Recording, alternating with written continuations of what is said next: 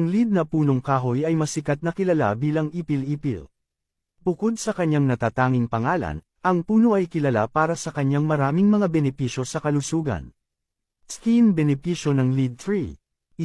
Skin toner. Ang dahon ng lead ay may likas na enzymes na mabuti para sa balat. Ang mga enzymes ay maaaring palitawin sa collagen formation. 2.